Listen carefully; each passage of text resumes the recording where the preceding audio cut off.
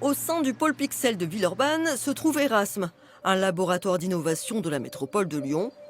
Parmi les projets lancés, celui d'une carte numérique qui recense les zones polliniques, c'est-à-dire où il y a beaucoup de pollen. En quelques clics, l'usager peut les éviter.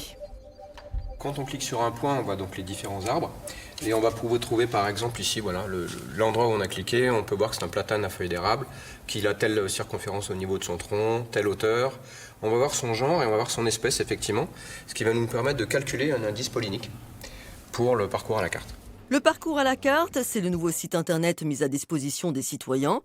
Il suffit de rentrer son point de départ et son point d'arrivée, comme pour un GPS, et l'on peut choisir ses paramètres, en l'occurrence moins de pollen. Les données sont récupérées auprès des communes et des différents partenaires.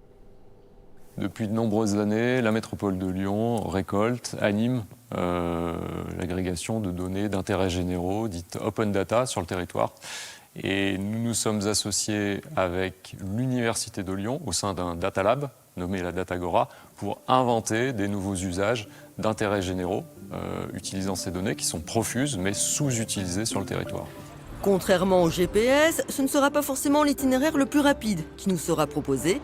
En fonction des critères sélectionnés, le trajet peut être rallongé de plusieurs minutes. Mais les allergies restent au cœur des préoccupations. C'est ce que remarque aussi l'observatoire Atmo, qui surveille notamment les polluants dans l'air, qui peuvent rendre certains pollens plus allergisants. Nous, on constate par le trafic sur notre site internet qu'il y a beaucoup de personnes qui s'intéressent au sujet pollen, de plus en plus. Et puis on a aussi eu cette information de l'OMS qui prévoit potentiellement jusqu'à 50% de personnes allergiques en 2050. Donc actuellement c'est 25%.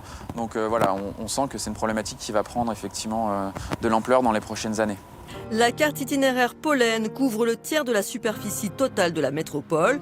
Elle se veut interactive avec des données publiques en open source. Pour l'instant, il s'agit d'une expérimentation. L'outil pourra être amélioré grâce au retour des usagers.